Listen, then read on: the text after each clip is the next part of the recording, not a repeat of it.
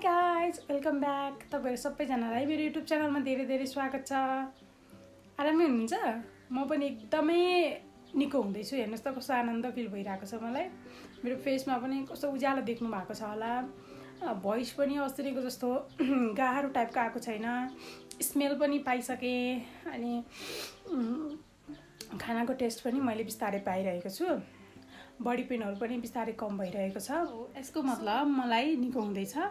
आज हामी आइसोलेसनमा बसेको 10औं दिन। बाबु पनि एकदम ठिक छन्। अहिले चाहिँ बिहानको 11:30 भयो। बाबुले चाहिँ फर्स्ट न्याप लिँदैछन्। ब्रेकफास्ट खाएर खेलेर अनि त्यहाँपछिबाट बाबु चाहिँ सुतिरहेछन्। मैले लन्च पनि प्रिपेयर गरिसकेँ। आज हामीले के लन्च बनायौँ भने मुसुरीको दाल अनि सबै भेजिटेबलहरू मिक्स गरेर सिटी लगाइदिएको अनि करेला फ्राई गरेको छु। अब अचारहरू यस्तो उस्तो त खान अलि हुँदैन जस्तो लाग्छ मलाई, किनकि टन्सिलहरूले गर्दाखेरि। सिम्पल छ तर एकदम हेल्दी छ है खाना चाहिँ। खाना पनि रेडी भइसक्यो, बाबुको चाउली पनि रेडी भइसक्यो। अब चाहिँ मैले लिपस्टिक लगाएको हेर्नु नि, पुरै एलेगलको धेरै पहिला लिएको थिएँ कि मैले उता जापानमा हुँदाखेरि, अनि त्यो चाहिँ राखिरहेको थिएँ। हिजो चाहिँ पिङ्की टाइपको त्यही लगाएको थिएँ। आज चाहिँ मैले यो पुरै रेड ब्लडी रेड टाइपको लगाएको कस्तो देखिरहेको छ। यसो राम्ररी बनाउनै मन लाग्छ नि त, त्यसैले। सो यही हो। अब आजको दिन कसरी बिताउँछौँ हामी आइसोलेसन डे 10 तपाईँहरूलाई देखाउने छु। मैले चाहिँ आज चाहिँ यो ड्रेस लगाएको छु। एकदम कम्फर्टेबल लाग्छ घरमा बस्दाखेरि यो लगाउनलाई।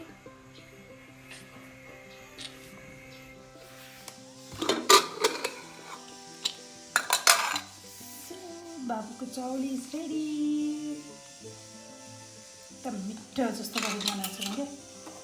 अनि मिठो छ र मैले हेर्दैखेरि यस्तो राम्रो छ। हेर्नुहोस् त, बाबुको लागि चाउली। आज चाहिँ मैले 2 टाइम चाहिँ बाबुले चाउली खुवाउने भन्ने सोचेर चाहिँ मैले यो चाहिँ 2 टाइमको लागि बनाएको, तर अलिक धेरै नै बनाए जस्तो छु।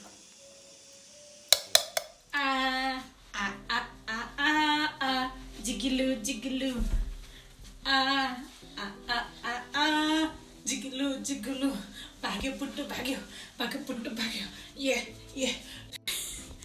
पुन्टुरोमा चाहिँ भर्खर सावर लिएको। पुन्टुलाई सावर दिएर उसलाई नुहाइदिएर अनि त्यहाँपछिबाट मैले सावर लिएर अनि फ्रेस भएर बसेको। अब बाबुलाई लन्च गरिसकेँ। खाजाको लागि चाहिँ एप्पलमा चाहिँ थोरै राइस मिक्स गरेर बनाउँछु अनि त्यहाँपछिबाट फर्मुला मिल्क मिक्स गरेर अनि खुवाउनु पर्ला। सो अब म राइस र एप्पल एकछिनमा बाबुको लागि पकाउँछु।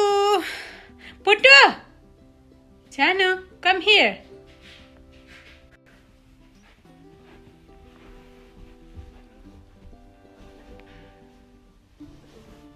जुगलु जुगलु गर नि त। हेड एन्ड सोल्जर्स निज एन्ड टोच गरिदेऊ न त नगर्ने। जिगलु जिगलु आइस नि त आइस त। आमा तिम्रो पिक्चर हेरेको हो पुन्टु? तिम्रो पिक्चर हेरेको तिमीले? आऊ न, हाई गाइज गरिदेऊ सबैलाई। हाई गाइज गरिदेऊ, हाई गाइज गरिदेऊ। लडिन्छ है सानो। यहाँ आऊ न। म्याउ म्याउ बिरालु यतातिर आऊ गर त। मामुलाई माया माया गर्छ। ए हो माया माया। आमा डेन्जर माया माया गर्छ नि त। फेरि मेरो पुकुले किचनमा जाऊँ, तिम्रो खाजा पक्का पक्का गर्न जाऊँ। हाच मामा, तिम्रो खाजा पक्का पक्का गर्छु, तिमी खेली खेली गर। हास ल, let's go in kitchen. Hi guys.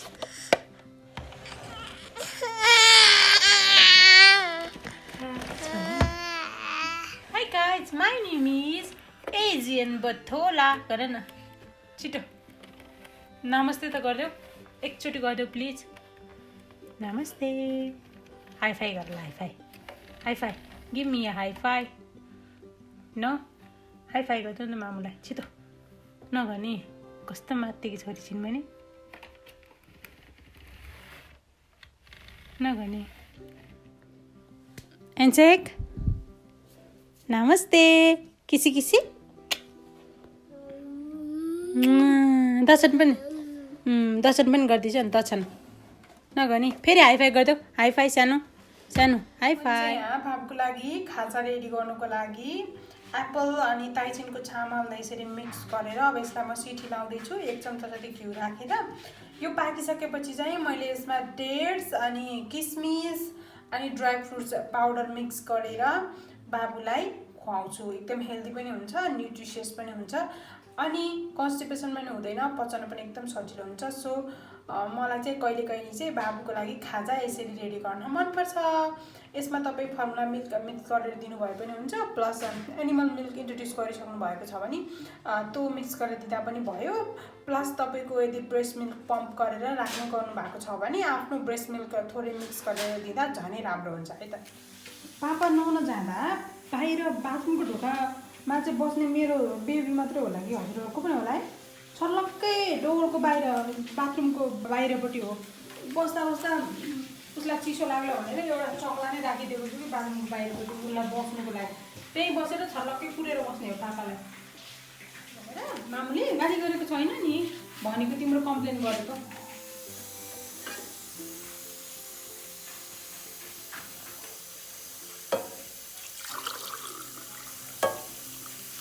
काडा पानी टाइम पानी राख्नुलाई पछाडिबाट बाबुले समातेर भन्नै लडिएन यहाँ सिटी लाग्दैछ कि उसलाई डर लागेन पछाडि मेरो पछाडि आएर बसेको छ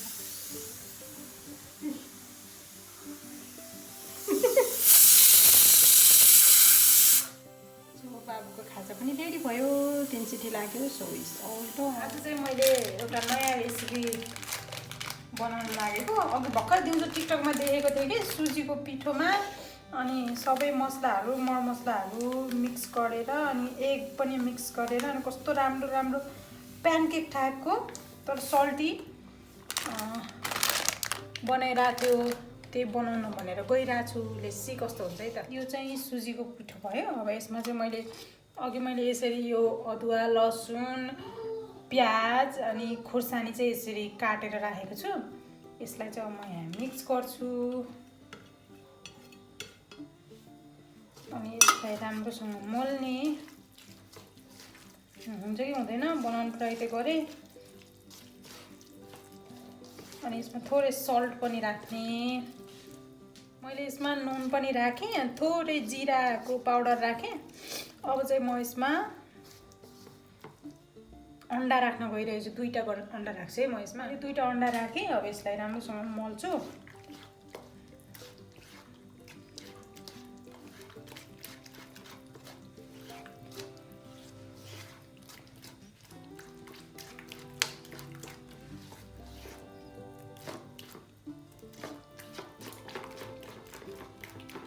अलि मसिनो गरेर काट्नु पर्ने थियो क्या अनियनहरू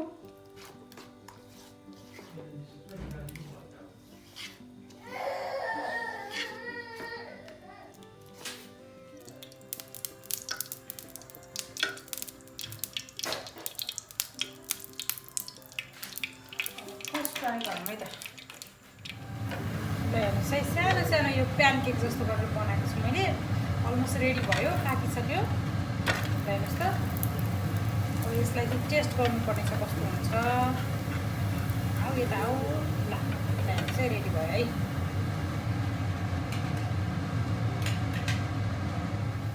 मैले चाहिँ अहिले यहाँ एकैचोटि यो 3टा चाहिँ पाक्दैछ अब यहाँ अर्को हाल्दैछु एकैचोटि गर्नु आँटेको है तेल पनि आई मिन घिउ पनि नराखिकन चाहिँ मैले हाल्दैछु एकदम राम्रो हुँदो रहेछ घिउ नराखिकन गर्दा झन् सो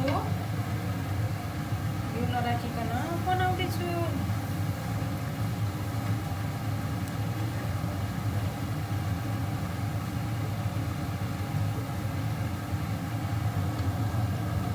सानो सानो प्यानकेक जस्तो के कस्तो राम्रो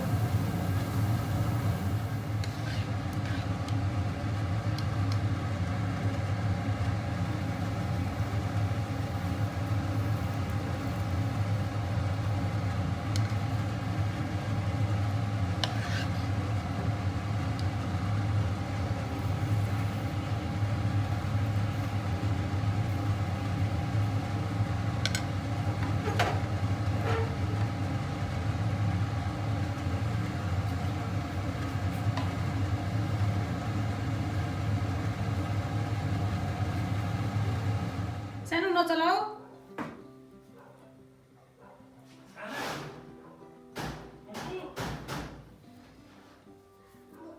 पुङ्कु रे पापाबाट आजको मेरो रेसिपी इज रेडी सुजीको मसालेदार प्यानकेक हेर्नुहोस् त अब म मेरो हस्बेन्डलाई टेस्ट गराउन लैजान्छु है उहाँको रियाक्सन कस्तो हुन्छ सी ल बेबी फर्स्टमा एउटा ट्राई गरेर रियाक्सन तिम्रो रियाक्सन हेर्नु गएर कस्तो भएछ चटनी बनाए यससँग चाहिँ त मोमोको जस्तो चटनी चाहिँ साह्रै मिठो हुन्छ जस्तो लाग्यो कि मलाई मिठो है सबै सक्छौ एकछिनमा खान्छौ अहिले ल्याएको पनि होइन मैले तिमीलाई टेस्ट गराउनु मात्रै हो सो मैले किचनमा लगाएँ है त सो पुन्टु छ्यानी किन हिजो गरेँ कि मामुलाई तिमी डिनरमा के खाने आज डिनरमा पुन्टुले दुध मात्रै खाने हस् स्यानी दुध मात्रै पुइ गर आज अरू केही नखाऊ अघि खाजा अलि ह्याप्पी भएको छ हाँस राजा यता हेर्देऊ न त आइपुग्नु Luku Puntu is ready for bed massage पनि गरिदिइसक्छौ पापाले पुन्टुको पापाले अनि नाइट वेयर लगाएर मेरो पुन्टु इज रेडी फर बेड होइन नि सानो तर जानु मन लागेको छैन बेडमा खेल्नु मन लागिरहेछ हो कि टिभी हेर्नु मन लागिरहेछ कपालले बजाउ छोरो